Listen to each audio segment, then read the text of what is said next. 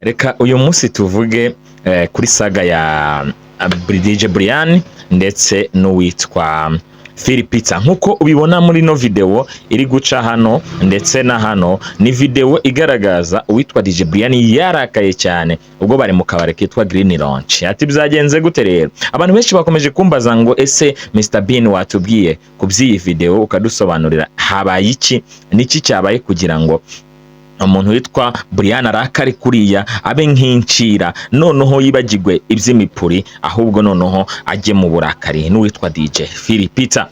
Bya bindi byo mu Rwanda byavuzwe nkuko yaguye yabisobanuye ndetse n'abandi bose batandukanye. Mu Rwanda harimo amashari, ntago gukorera hamwe ni ibintu byananiranye cyane kandi byananze. Gukorera hamwe mu Rwanda ni ibintu bigoye kandi bizanagorana kubera ko abantu bafite imitima mibi.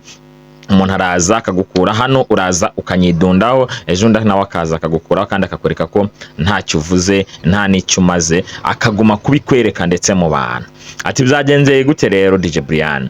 Witwa DJ Brian yarimo acuranga, arimo yavanze umuziki, turamuzi ko ari umu DJ w'umuhanga umaje gukomera hano mu Rwanda ndetse amaje kubaka izina, arimo yavanze umuziki awumereye nabi byaranje. Witwa DJ Philipita ati egera hijya ku ruhande, ngewe ndi umwami, ndi umunyamakuru uzwi, ndi umu DJ uzwi, nakoze byinshi. Ati wowe wubatse irihe zina wana, egerayo ncuranga. Nuko DJ Brian yarakaye kugeza aho abari nyiri kabare ka Green Launch baza guhoza amarira y'uwitwa DJ Brian.